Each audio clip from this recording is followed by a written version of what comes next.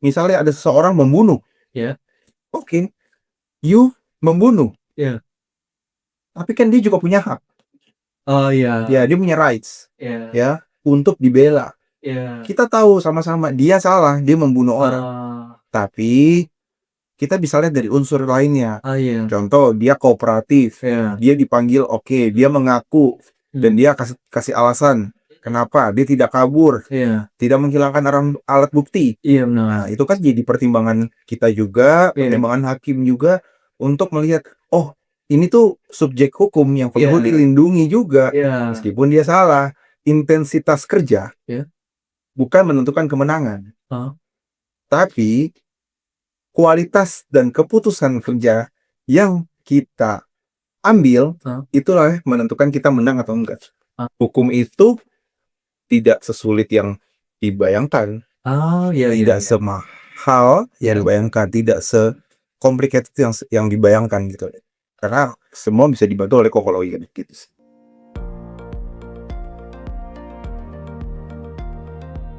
Terima kasih kembali Lely Talks. Hari ini kita undang Koko Lawyer Ko Yosha. Halo. Halo.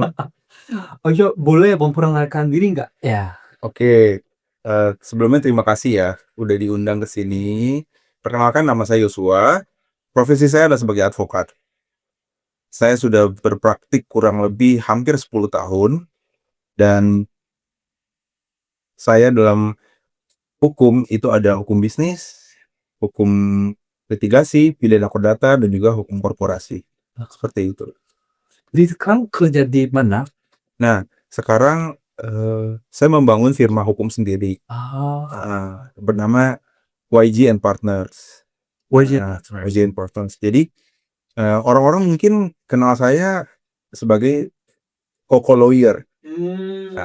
Jadi saya mau membuat suatu mindset bahwa hukum itu tidak sesulit yang dibayangkan, tidak semahal yang dibayangkan, tidak se-complicated yang dibayangkan gitu. Karena semua bisa dibantu oleh Koko Lawyer gitu. I see. Ya. Boleh tanya nggak, YG itu artinya apa? Pertanyaan bagus. Iya. YG itu adalah singkatan saya Iya. dan partner saya. Y itu Yosua Iya. sendiri, dan G itu Geraldine, teman saya, partner saya gitu. Jadi YG. YG and Partner. Nah, I gitu. see. Dan kita ada beberapa tim. Jadi di sana ya nggak cuma kita. Iya. Kita juga mau apresiasi tim kami. Iya. Ya, tanpa kehadiran mereka kita nggak ada gitu. Semua kerjasama, nggak bisa sendiri aja. Benar-benar. Iya, betul. Itunya bisnis harus kerjasama kan. Betul sekali. Itunya susah. Betul. Yosua, kenapa pilih jadi lawyer ya? Boleh tanya nggak? Sebenarnya banyak faktor Ya. yang membuat saya jadi lawyer. Ya. Yang pertama, saya dari kecil Ya. itu pengen sebenarnya jadi notaris. Notaris? Nah, jadi perlu diketahui saya pengen jadi notaris. That's why kenapa pada saat liburan sekolah, Ya. kan dari SMA mau ke kuliah itu udah libur sekolah panjang. Ya. Nah, di saat itu orang-orang pada coret-coret baju, Iya. pada hura-hura. Nah, saya malah magang di kantor notaris. Malah di kan. Jadi background pendidikan saya masih sekolah, Ya. tapi udah masuk ke notaris. Karena pengen penasaran lah. Saya penasaran gimana sih workflow-nya dari notaris, terus kerjanya seperti apa gitu-gitu. Saya makin tertarik. Akhirnya saya masuk ke UPH. UPH. Pelita Harapan University dengan ya dapat beasiswa. Nah, di saat itu kurang lebih udah selesai 3,5 tahun kuliah. Saya masuk S2 notaris. Karena emang dari awal pengen jadi notaris. Jadi, aduh, kita ngejar goal. Pengen jadi notaris. Tapi dalam prakteknya, pada saat saya masuk ke dunia notaris, S2 notaris, itu saya mengalami beberapa kendala. Contohnya ya. Contohnya harus ditempatkan di daerah-daerah Indonesia bagian timur. Contoh Papua, Maluku segala macem. Nah, tapi kan itu sangat jauh ya dari Jakarta ya. Iya, benar. Nah, sementara keluarga saya di Jakarta. Nah, saya nggak bisa jauh lah dari keluarga, Iya. gitu. Nah, terus yang kedua ada, menurut saya ya, ini pandangan saya, disclaimer dulu nih. Iya, iya. Nah, mungkin kerjanya agak monoton ya, di Iya. balik layar terus. Nah, jadi saya coba waktu itu saya dulu bekerja Oh, iya. di sebutnya kantor hukum. Nah, Hmm. di saat itu saya jadi corporate lawyer. Corporate gitu. Ya, saya jadi corporate lawyer. Nah, di saat itu saya merasa kok enak ya, kok Oh. asik ya. Nah, kenapa asik? Karena saya pegang beberapa klien. Iya. Contoh ada perusahaan A, perusahaan B, perusahaan C. Nah, saya jadi legal konsultan ya. Nah, setiap seminggu sekali atau seminggu 2 kali saya ke sini, Iya. terus ke sini, terus ke sini. Iya. Saya bilang, oh kerjanya nggak monoton, bisa fleksibel gitu loh. Iya, benar. Nah, di saat saya udah melakukan rutinitas seperti itu, Iya. terjadilah COVID, Iya, iya. COVID-19. Nah, di saat itu banyak perusahaan yang istilahnya turun ya. Iya, benar. Nah, di saat itulah banyak korban-korban yang menggugat ataupun melaporkan. Iya, nah. Nah, di saat itu saya mencoba di ranah hukum pidana dan perdata. Kok asik, Oh. kok saya laporin seseorang Iya. ataupun badan usaha Iya.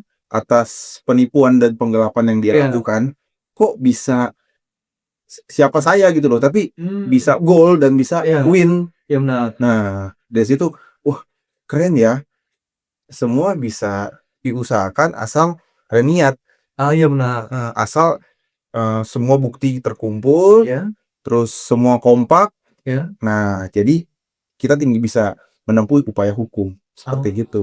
Nah, dari situlah saya merasa, mungkin ini panggilan saya. Iya, iya, iya. Nah, buat teman-teman yang belum tahu, Iya. nah, ini adalah kehidupan saya yang kedua kali. Oh, kedua kali? Yes. Jadi Kenapa 2 kali? saya pernah divonis sudah meninggal,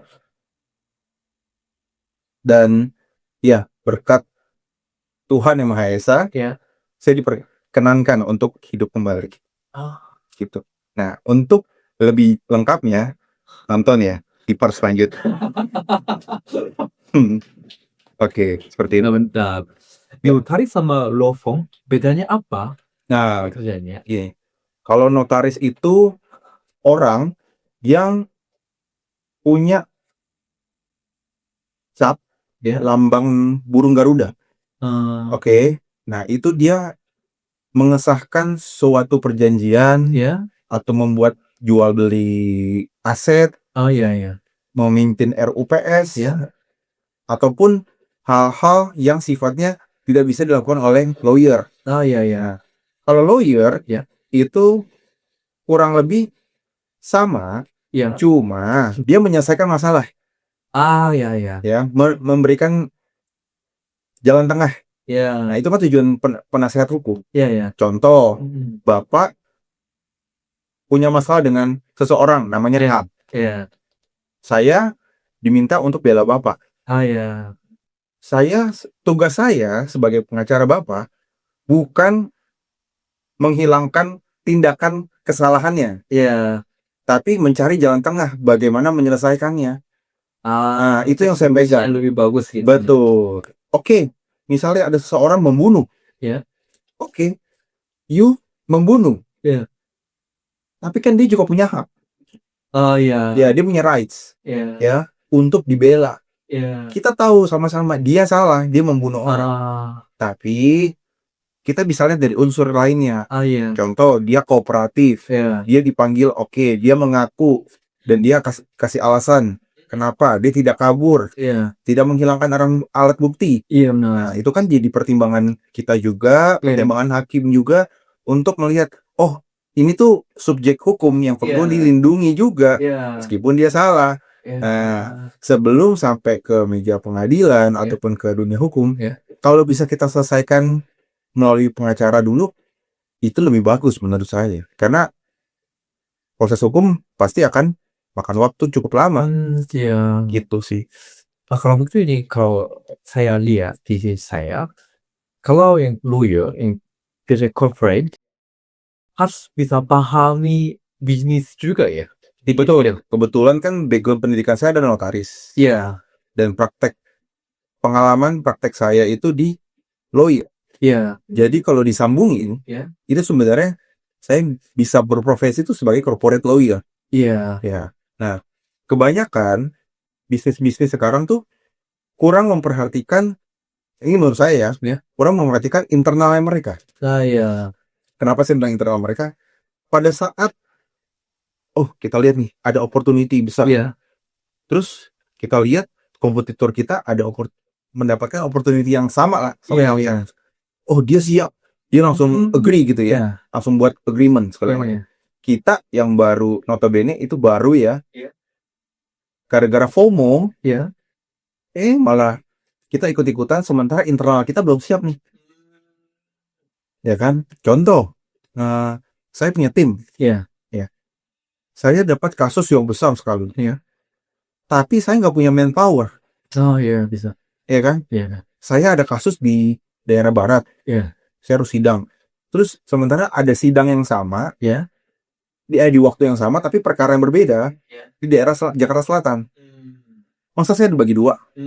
Nah, ibaratnya begitulah. Iya, iya, benar. Internalnya kan harus dibetulin dulu. Iya, iya, benar. Disiapin dulu. Iya. Jadi tidak kaget. Iya. Nah, seperti itu sih, Pak. I see. Bidang lainnya law firm. Ada apa ya kalau yang YG? Oke, kalau di YG sendiri, Ya. fokus kepada hukum bisnis. Hukum bisnis. Hukum bisnis, yaitu masalah korporasi ya. Ya. Korporasi, jadi tidak terbatas hanya untuk kita ngurusin internal perusahaan, tapi juga ngurusin pidana korporasi maupun permasalahan korporasi.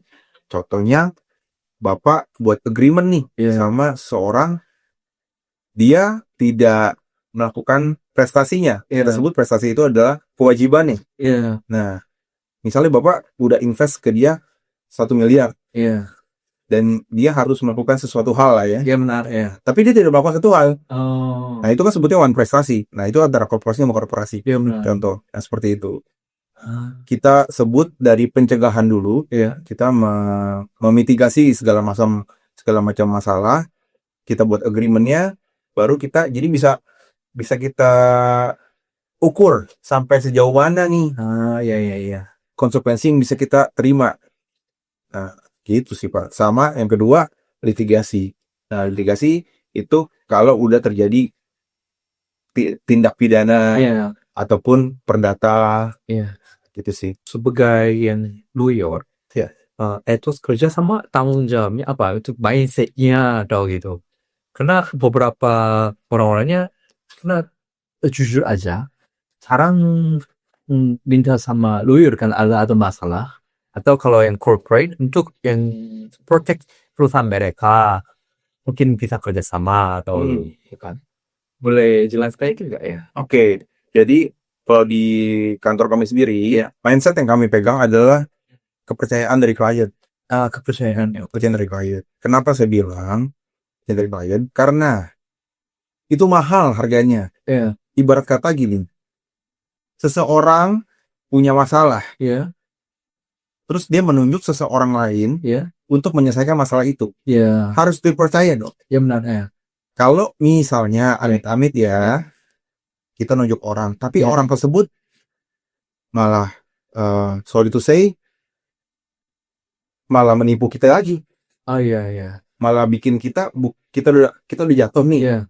Terus tertimpa tangga. Iya. Nah, terus nanti ada dia yang menipu kita lagi, terus kita kesiram air panas gitu loh. Iya. Nah, jadi udah jatuh, malah jadi sakit sekalian gitu loh. Nah, jadi itulah basic kami kenapa kita punya visi misi nih, kepercayaan klien tuh yang harus kita pegang. Iya benar. Gitu sih, kepercayaan klien. Dan yang kedua, saya selalu mengedepankan kepada klien, saya selalu ngomong, Pak, Bu, apabila ada yang mau dikonsultasikan, mohon disampaikan dengan sejujur-jujurnya. Tidak ada yang tutup-tutupi. Kenapa? Ini pengalaman saya pribadi. Ada seseorang yang meminta saya pertolongan hukum, Ya. seakan-akan dia adalah korban, Ah, ya, adalah korban. Tapi setelah saya bela, saya udah bantu segala macam sampai tingkat akhir di kepolisian, tiba-tiba dia dijadikan tersangka. Kenapa? Karena dia tidak jujur ke saya. Ternyata dia benar, dia melakukan tindakan kejahatan. Jadi yang pertama, saya sudah bela you, ya. tapi you tidak jujur ke saya, Ya, bang. ya kan? Jadi, oh kok gini sih gitu loh. Nah, malah saya bilang ini mencoreng nama saya, Ya. dan malah saya juga jadi, maksudnya, saya jadi malah bisa masukin orang itu, oh you bersalah, you harus tanggung jawab gitu-gitu. Nah, gitu kan. Nah, jadi saya ulang, yang pertama adalah kepercayaan, yang kedua adalah tidak ada kebohongan lah ya, benar. tidak ada fakta yang tidak mau diungkapkan. Ya, nah, kenapa kerja keras tidak otomatis bikin bisnis menang ya? Karena selalu lihat banyak yang case perusahaan kan. Ya, banyak orang Ya. di sekarang nih justru udah banyak yang sudah bekerja keras. Iya benar. Oke, sudah banyak bekerja keras, tapi tidak memikirkan internalnya. Jadi saya bisa bilang kayak gini, intensitas kerja bukan menentukan kemenangan, tapi kualitas dan keputusan kerja yang kita ambil itulah menentukan kita menang atau enggak. Oke. Jadi suatu rumah nih, kita sebut rumah. Rumah kalau pondasinya kagak kuat, nanti kena angin roboh. Ya kan? Sama halnya dengan perusahaan. Contoh, kita sebagai, misalnya kita sebagai direktur nih, ya, kita udah duduk gitu, siap kerjasama sama perusahaan multinasional. Tapi kita udah deal nih, kita udah deal. Tapi pada saat project itu kita serahkan ke internal tim kita belum kita briefing, kita belum ada cash flow yang cukup, kita belum ada kesiapan dari manpowernya. Nah, itu kan jadi menghilang proyek yang ada. Nah, jadi sangat disayangkan menurut saya.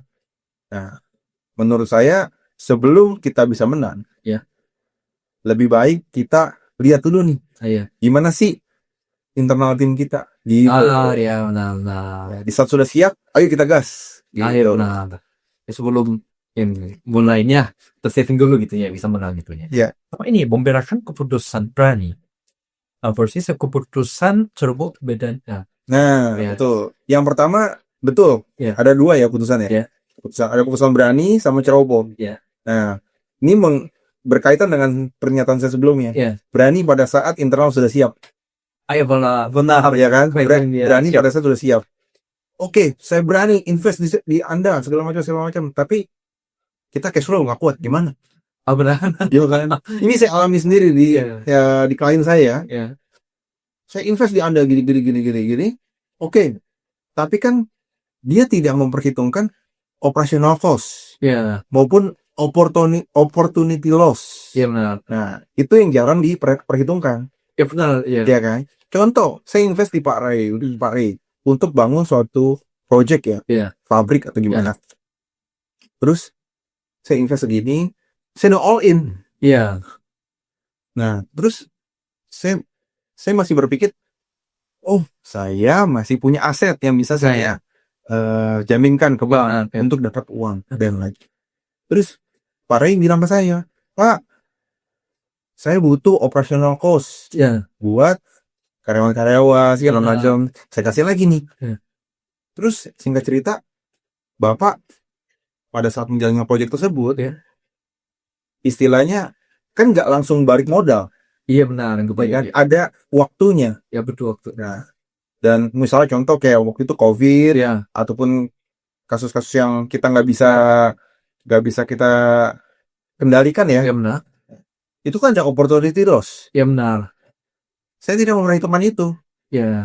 Oh, ini suruh uang saya sudah kasih, aset saya jaminkan saya sudah kasih. Pada saat ada opportunity loss, waduh, gimana nih Pak Ray? Benar. Wah, saya gimana keluarga saya nggak usah makan segala macam. Ya, benar. Nah, gimana? Sementara Pak Ray harus kasih gaji ke karyawan segala macam Iya. kan. Nah, saya udah nggak ada lagi nih uang. Iya. Gimana nih? Nah, itu jadi yang pertama harus siap. Ya, siap. Yang kedua, kalau yang ceroboh, biasanya orang-orang FOMO, Ya. fear of missing out. Ya, nah. Ya, kenapa saya bilang FOMO? Saya lihat, ini kita buat bisnis ini yuk. Iya. Saya nggak sebut bisnisnya apa, mungkin Pak Ray lu tahu, lagi hype di belakang ini. Kita buat bisnis ini yuk. Tahu. Wah, saya nggak punya modal lagi nih. Saya nggak memperhitungkan kompetitor. Iya, benar ya. Dia modalnya lebih kenceng. Iya. Jadi pasti harga yang dia tawarkan ke klien lebih murah. Benar. Ya kan? Oh, nggak apa-apa. Sementara saya pemain baru. Iya, benar. Yang penting ngikutin hype. Hype ya. Ngikutin hype. Jadi, wah, ini takut hype-nya keburu udah turun. Saya nggak kebagian untung. Iya, benar. Nah, karena dalam bisnis itu nggak cuma revenue. Iya. Tapi gimana you bisa bangun tim, bangun internal. Iya. Udah siap, barulah kita mikirin revenue. Jadi nggak semata-mata semua dari angka ya. Iya, benar. Gitu. Kalau di ajaran agama saya, setia dalam hal kecil, terlebih dahulu, baru nanti akan ada perkara-perkara besar yang disiapkan untuk kita. Ya, benar. Itu duluan ya. Kalau kita udah siap hal kecil, kita oke, ini si A jadi bagian finance contoh, si B bagian pajak, si C bagian HRD, D bagian ini. Nah, kita udah siap nih internal tim kita. Oke, baru kita maju. Ya, nah. Cash flow kuat, pelan-pelan bangun tim, baru kita seperti itu. Nah, di situ baru kita bisa bedain ceroboh atau berani. Kalau melakukan bisnis, karena ada situasinya harus agresif di investasi supaya maju atau harus hati-hati. Kalau menurut saya gini, dua hal itu harus ada dalam pelaku bisnis sih. Kita udah ngelihat tim kita udah solid, udah kuat, terus udah ada manpowernya. Sementara ada opportunity di luar. Bro, gue punya bisnis plan A, B, C, power, udah dijelasin. Kita melihat bagus dan tim kita juga mumpuni, capable, kompeten. Disitulah harus agresif. Jangan takut-takut. Gitu. Maksud saya agresif tapi harus bijak juga ya. Oh, oke. Gue setuju sama ini tapi gue ada yang nego ya. Tim gue cuma bisa segini, gini. Jadi nggak semuanya kita tabrak, tapi ada juga kita ngerem gitu loh. Nah, seperti itu. Jadi kita terukur nih semua yang konsekuensinya. Nah, kalau ngerem, tadi pertanyaan Pak Ray bagus. Kalau ngerem tuh kayak gimana sih? Nah, kalau ngerem kita udah tahu nih, review lah internal perusahaan kita. Kira-kira gini, kayak tim gua barusan ada yang resign 3 orang. Contoh, gua nggak ada manpower lagi. Nanti gua ngurusin project ini, siapa dong? Masa gua harus cari klien, gini. Wah, gua hold dulu ya. Nah, itu ngerem loh. Ya, benar, itu lagi ya. Kayak ibarat naik mobil. Kita mau ke Bogor. Kita di tol jalannya terus kan. Tapi kalau udah sampai Bogor kita nggak ngerem gimana? Benar. Nah, kita kelewatan terus tuh. Nah, seperti itulah. Aku ngobrolnya hidupku dua. Yes, boleh. Ya, boleh jelaskan nggak? Oke. Ini part selanjutnya. Oke. Oke. Jadi kehidupan saya yang kedua kali itu karena saya pernah mengalami kecelakaan. Saya naik motor, kondisi saya masih sekolah pas SMA, tapi udah tingkat akhir. Oke. Saya naik motor, jadi saya naik motor nih jalan, terus saya mau putar balik. Putar balik ini ya. Di tengah-tengah kan ada trotoar. Benar. Saya mau putar balik kayak gini. Saya lagi nunggu kayak gini loh. Lagi nunggu dari arah berlawanan. Sementara pada saat saya lagi nunggu, ada mobil kencang. Nabrak saya. Jadi saya mentalnya begini. Zep. Iya. di sebelah kanan. Nah, teman-teman bisa lihat ini bukan no gimmick. Iya. Nah, ini ada buktinya. Ah. Ini bukti jahitan saya gitu. Nah, di saat itu saya koma. Ah. Saya koma 7 Koma? hari. Yes. 7 hari. Wow. Nah, pasti teman-teman pada bingung. Iya. Apa sih rasanya koma? Iya. Apa sih yang dilihat? Iya. Ya kan? Nah, yang saya lihat cuma hitam. Ah, benar. Hitam. Wow. Hitam aja semua. Ah. Tapi saya mikir-mikir, kenapa saya waktu itu ada yang nolongin saya kan? Saya nolongin, ada yang nolongin saya. Saya merasa tuh diri saya keluar, roh saya keluar. Roh saya ada di samping kejadian itu. Oh. Jadi saya ngelihat ada orang jatuh, motornya kebelah dua, ada mobil yang nabrak. Saya lihat persis, Oh. mobilnya Panther, warna silver, motor saya kebalik dua, ada satpam yang jagain saya, yang Oh. tolongin saya. Saya ngeliat jelas dari mana sih? Oh. Dia kan? Iya. Saya kan udah jatuh begini. Iya. Terus kok saya bisa lihat ada mobil jelas gitu kayak orang biasa? Oh. Kan nggak mungkin dong. Iya. Nah, saya mikir, wah, saya keluar nih. Nah, saya mikirnya tuh pada saat saya lagi ngelihat kejadian itu, saya tuh lagi mimpi. Oh. Saya mikirnya itu mimpi. Soalnya saya lagi tidur Iya, benar. di rumah. Iya. Soalnya itu kejadian pagi-pagi kan. Iya, iya. Nah, saya pikir saya lagi tidur. Hah? Saya mimpi ngelihat orang jatuh ditabrak. Ah, iya. Gitu. Jadi saya nggak percaya ini badan saya. Oh, iya, iya, benar. Pada saat saya bangun dan Oh, koma, iya. nah saya bangun kayak gini. Oh, Pak Ray. Oh, ini tim-tim semua nih ya. Oh. Oke, si A, si B, si C. Semua saya kenal. Oh, Gak ada yang saya lupa. iya. Cuma yang satu yang saya pikir. Saya pengen pulang. Oh. Saya pengen pulang. Oh. Kenapa saya pengen pulang? Saya kan tadi saya bilang saya mimpi kan. Iya. Badan saya masih di rumah. Oh, iya. Jadi saya merasa saya di main game GTA tau? Iya. GTA. Jadi saya main di badan orang gitu loh. Ah. Saya nggak percaya ini kayak gitu. Nah, di saat saya koma, Ya. itu detak jantung saya melemah sekali. Oh. Dan sorry, dipanggil juga tidak nyaut. Terus apa ya? Kaki kita kalau digini-giniin geli ya, dikeliling gitu. Nah ini saya nggak ada respons. Pokoknya nggak ada respons. Udah benar-benar diam aja. Dan dokter di suatu rumah sakit itu ngomong bahwa anak ini sudah tidak bisa diselamatkan dan sudah meninggal. Oh. Nah, sementara di hari ke-7 saya bangun. Wow. Nah, jadi karena saya ada niat saya harus ketemu sama badan saya Iya. di rumah nih. Kejadian 2013, 13 tahun yang lalu ya. Iya. Ya kan? 13 tahun yang lalu, dan itu terjadi begitu cepat. Iya. Kenapa sih bilang cepat? Saya 3 bulan akhirnya normal kembali. Ya. Terus saya bisa sekolah lagi 3 bulan. ya, 3 bulan. Nah, di saat itu saya ngelihat saya punya tujuan. Kenapa Tuhan yang Maha Esa tuh kasih saya kehidupan yang kedua kali. Iya. Di saat itu saya baru ngerti saya punya tugas Ya. yang diberikan oleh Tuhan untuk lingkungan dan sekitar saya. Gitu. Nah, apa yang saya bisa lakukan? Membantu orang. Iya. Dalam segi pekerjaan saya, dari segi kerohanian saya kalau bisa bantu gitu. Nah, that's why dalam pekerjaan saya nih, saya sebagai advokat, saya selalu memberikan informasi-informasi konsultasi hukum. Iya. Terus beberapa orang yang nanya ke saya gitu ya, saya kasih secara cuma-cuma, pro bono, untuk perempuan, kasus-kasus sosial ya, perempuan di KDRT, terus pelecehan seksual untuk anak di bawah umur, saya kasih pro bono.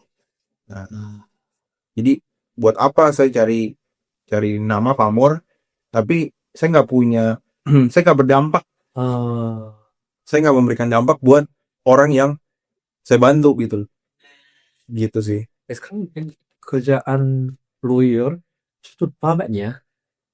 Cocok banget. Karena teman-teman perlu tahu, gak semua, mungkin yang pernah konsultasi sama saya mungkin pengen tahu ya, kenapa saya setiap kali konsultasi Saya bilang, Bu, kalau bisa diselesaikan secara damai, damai aja. Jangan dibuat permasalahan.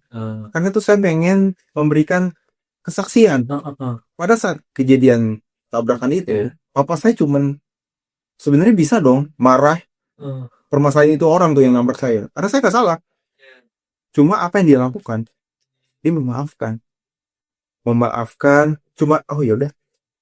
Waktu itu driver ya yang bawa mobilnya. Udah kamu pulang. Thank you ya.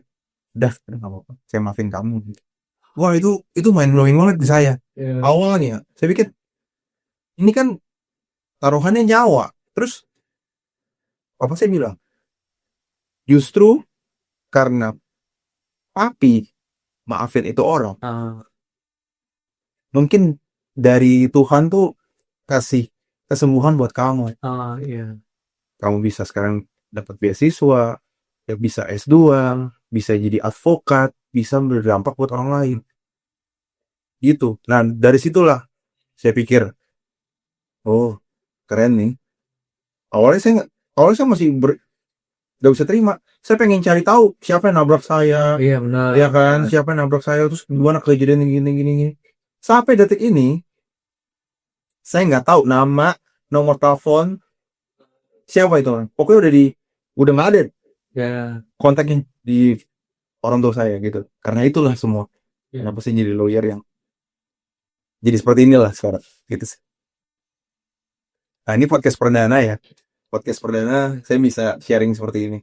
Mungkin banyak yang nggak tahu. Mungkin ini model. Ya inilah yang sebenarnya terjadi seperti itu. Ya karena terasanya mulai hidup kedua. Yes. Tadi bisa lebih hidup keras. Ya bisa bantu orang lain juga. Ya, menggunakan sisa waktu yang diberikan Tuhan. Ya. Lebih bijak lah. Tapi kira udah lumayan banyak. Pasti ada orang bisa mau jadi lawyer atau ada perusahaannya mau konsultasi atau mau floor. Konteks gimana ya? Oke. Kalau bagi Bapak Ibu yang mungkin mau konsultasi, minta pendapat hukum seperti gimana, bisa hubungin di nomor telepon kami di 0812 9988 2698 atau kunjungi website kami untuk melihat portofolio kami ya.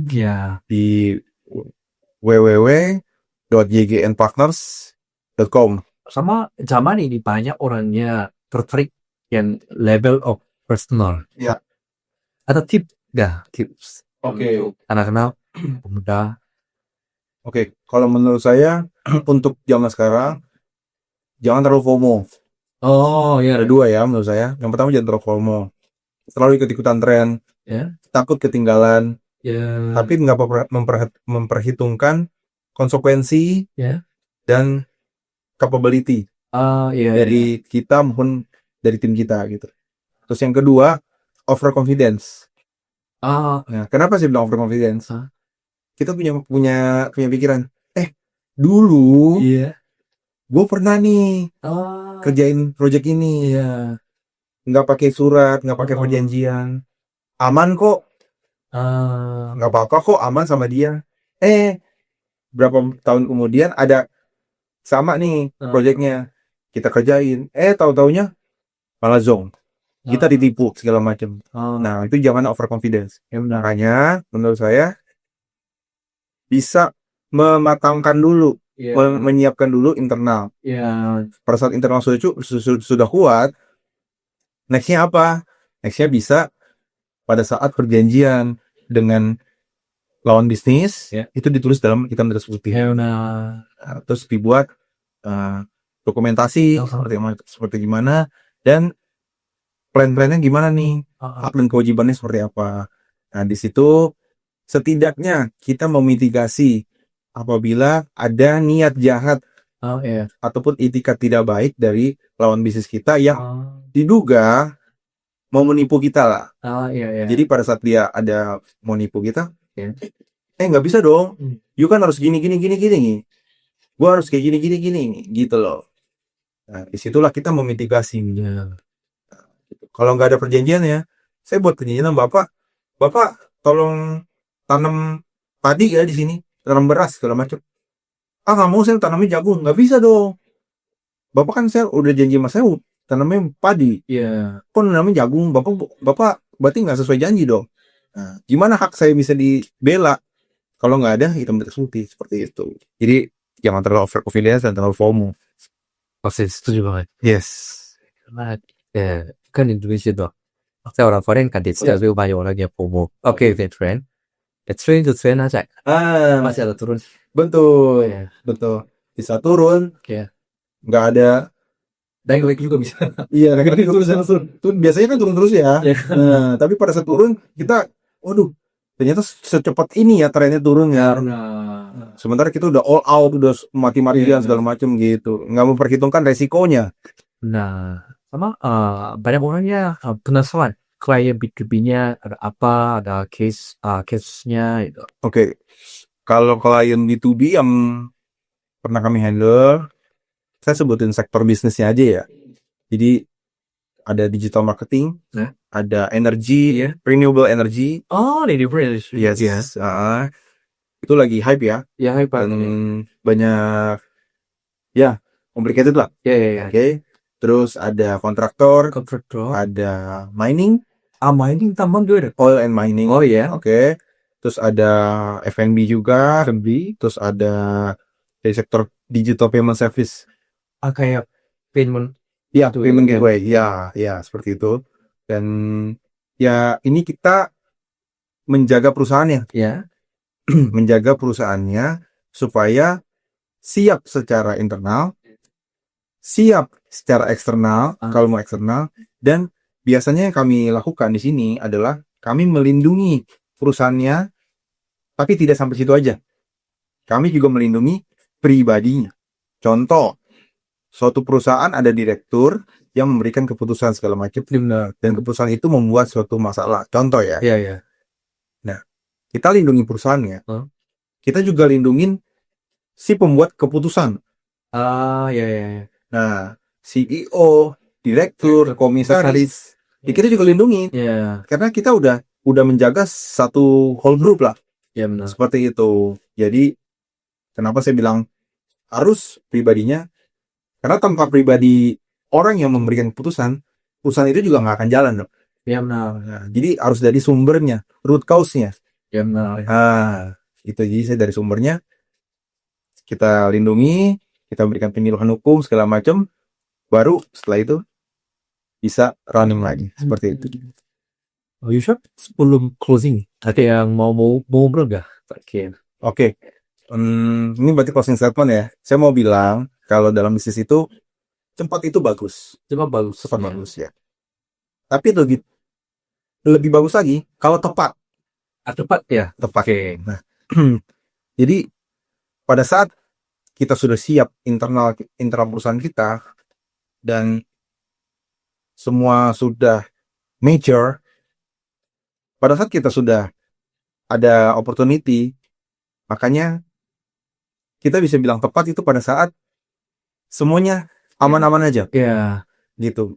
Baik dari sisi internal, perjanjian, maupun dari pihak lawan juga melihat kita nih punya legal standing, Iya. hukum segala macam. Nah, jadi perusahaan yang besar itu oke ya. Iya. Ya, di dunia bisnis perusahaan besar oke. Ya. Tapi yang mampu bertahan dan cukup lama itu yang sebenarnya lebih besar. Oke. Thank you. Yusuf, terima kasih banyak atas waktunya. Masih banyak penonton. Sudah dapat banyak ilmu semester. Sekali lagi, terima kasih. Terima kasih. Terima kasih Pak Ari. Siap. Siap. Oke.